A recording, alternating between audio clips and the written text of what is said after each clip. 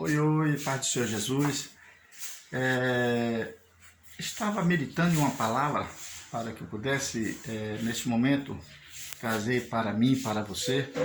E o Espírito Santo de Deus me deu uma palavra a respeito daquilo que Deus escolhe.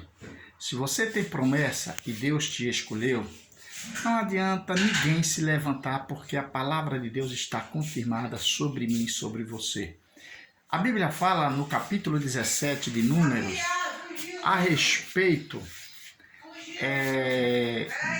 da escolha de Arão com Moisés para entrar na presença de Deus. E naquele momento se levantaram 4, né? Dotã, Corá, Abirão e outro lá, não estou lembrado o nome, mas foram 4. Para ir de encontro à escolha de Deus, com referência a Arão e a Moisés. O que me chama a atenção é que Deus dos altos céus, vendo aquele bafafá todo, aí Deus diz: olha, Moisés, tu faz o seguinte, tu pega 12 varas que correspondem às 12 tribos e tu coloca elas lá naquele quartinho, tá? Deixa dormir lá. No outro dia, tu vai lá, pega essas varas no meio dessa congregação toda e tu vai averiguar uma por uma, tá? Veja que quando tu colocar essas varas, coloca o nome de todo chefe de tribo, tá? E sobre a tribo de Levi, tu coloca o nome de Arão. E assim Moisés fez. Querido, é tremendo o nosso Deus, é tremendo. Às vezes, quando Deus nos escolhe, nos capacita, até a própria família se levanta contra nós, né? Foi o caso de José, lá do Egito. Mas não é esse o tema da mensagem que eu quero levar. Eu quero levar que não adianta aqueles que geram contenda, que querem saber por quê, e faz aquele tumulto todo de encontro contra Deus. E não adianta ninguém contender com Deus. Deus escolheu, está escolhido. Tá? Não importa o que você é, o que você deixou de ser, Deus te escolheu, acabou. Quando Deus escolheu Moisés para ir tirar o povo do Egito, foi Moisés e acabou. Amém? Quando Deus escolheu Gideão para ir lá lutar contra os midianitas, era Gideão e acabou. Então, é você que Deus escolheu, pode se levantar quem for, Deus vai provar que é você. E não deu outra para Arão. Deus aí mandou Moisés colocar aquelas 12 varas e no outro dia Moisés fosse lá olhar as varas. E a Bíblia diz que quando Moisés pega as varas no outro dia e vai olhar, a vara da tribo de Levi, que tinha como cabeça o Arão, foi a única vara de amendoeira, olha só, vara de amendoeira que estava brotando. Isso é muito lindo. Deus não deixa a sua palavra voltar vazia. Aquilo que Deus fala, Deus cumpre. Por isso que a Bíblia nos ensina que Deus não é homem para que minta, nem filho do homem que se arrependa. Se ele prometeu, ele cumpre, ele dá testemunho e ele fará questão de provar para os nossos inimigos que ele te escolheu e ele nos escolheu. Veja que quando Deus escolhe Jó para manifestar o seu poder, ele chega para Satanás e diz: olha, tu viste lá meu servo Jó? Então Deus é assim, Deus é Deus que surpreende. E quando Moisés traz as varas, que mostra lá diante do arraial que a vara de Arão estava florescendo, eles aceitaram, mas engoliram grosso. Aí nós vamos lá no livro de Jeremias, capítulo 1, e a gente vê que o profeta Jeremias diz que Deus fala para ele e diz: filho do homem, o que tu vê? Jeremias diz: Senhor, eu vejo uma vara de amendoeira. Olha a vara de amendoeira aparecendo.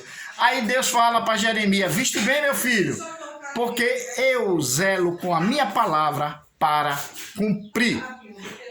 Amém? Olha, Deus zela com a sua palavra para cumprir.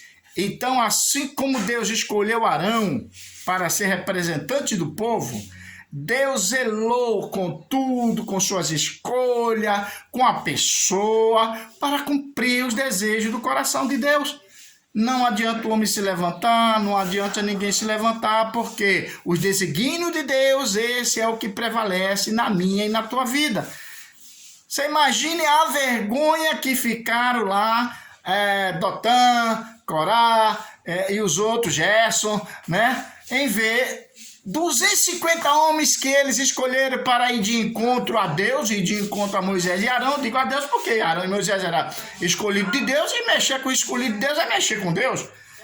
E aí eles bateram a cara contra o muro.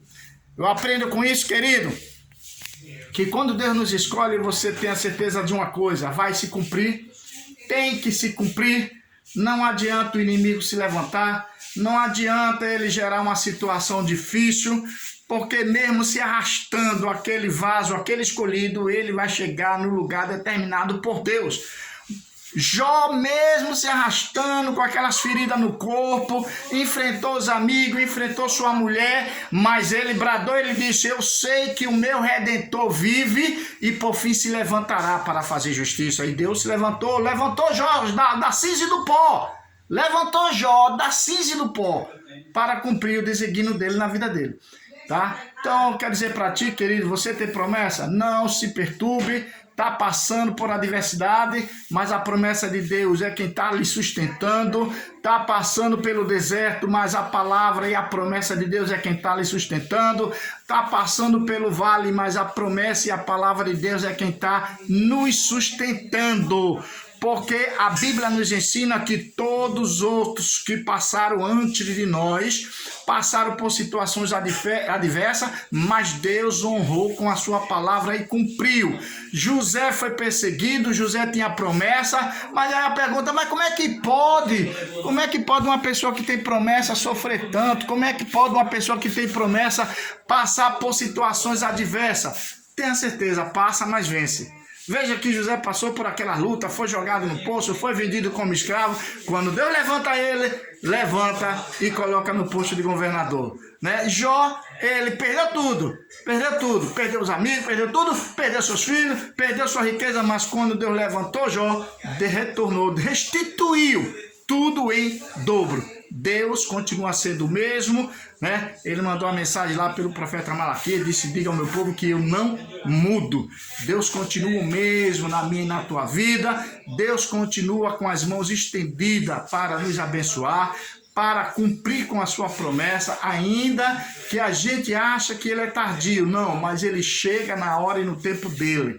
Dói, não é fácil, mas a hora que a promessa tem que se cumprir, vai acontecer, tem que acontecer e vai se cumprir.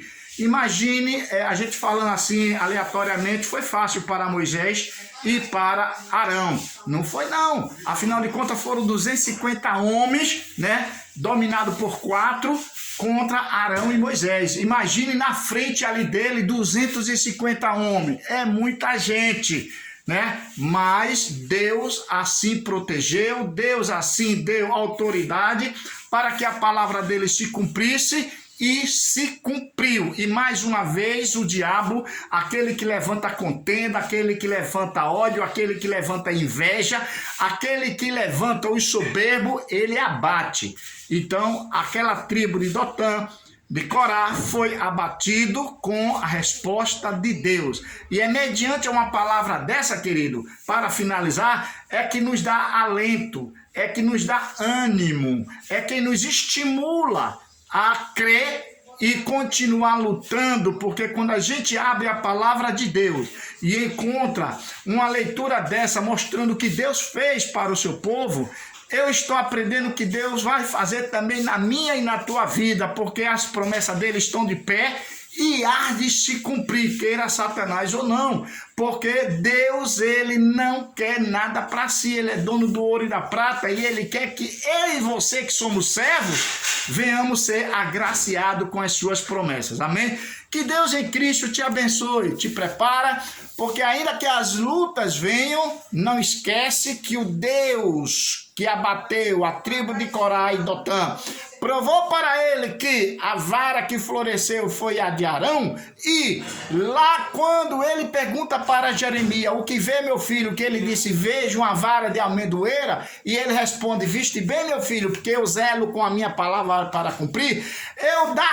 eu entendo, dá-se a entender, eu aprendo, que eu acho que Deus quis dizer assim, lembra-se lá de Arão, de Moisés, eu zelei e velei com a minha palavra e se cumpriu. Veja que quando abriram lá o quarto, a promessa de Arão estava lá, florescendo, né, no meio das outras que estava tudo seca. Então, querido, tu tem promessa? Vai florescer, vai dar fruto. Espera tão somente o desígnio, as promessas de Deus se cumprir na tua vida, em nome de Jesus. Amém? Receba um abraço do Espírito Santo e do seu amigo humilde, pastor Jadiel. Fica na paz do Senhor.